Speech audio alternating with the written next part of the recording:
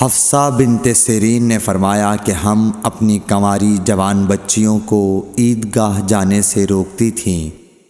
پھر ایک عورت آئی اور بنی خلف کے محل میں اتریں اور انہوں نے اپنی بہن ام عطیہ کے حوالے سے بیان کیا، جن کے شوہر نبی اکرم صلی اللہ علیہ وسلم کے ساتھ 12 لڑائیوں میں شریک ہوئے تھے، اور خود ان کی اپنی بہن اپنے شوہر کے ساتھ 6 جنگوں میں گئی تھیں۔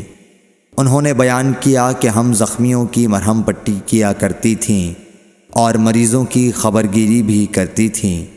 میری بہن نے ایک مرتبہ نبی اکرم صلی اللہ علیہ وسلم سے پوچھا کہ اگر ہم میں سے کسی کے پاس چادر نہ ہو تو کیا اس کے لیے اس میں کوئی حرج ہے کہ وہ نماز عید کے لیے باہر نہ نکلے؟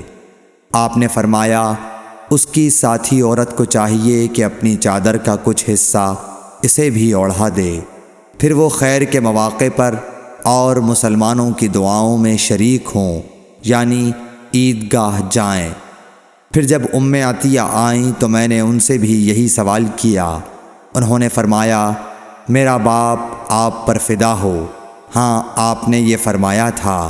اور ام عطیہ جب بھی حضرت صلی اللہ علیہ وسلم کا ذکر کرتیں تو یہ ضرور فرماتیں کہ میرا باپ آپ پر فدا ہو۔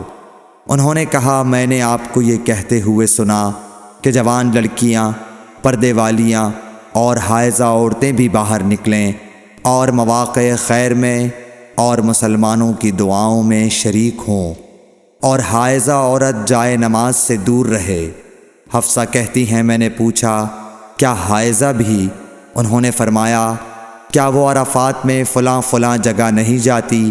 یعنی جب وہ ان جملہ مقدس مقامات میں جاتی ہیں تو پھر عیدگاہ میں کیوں نہ جائیں؟ صحیح بخاری حدیث نمبر 324۔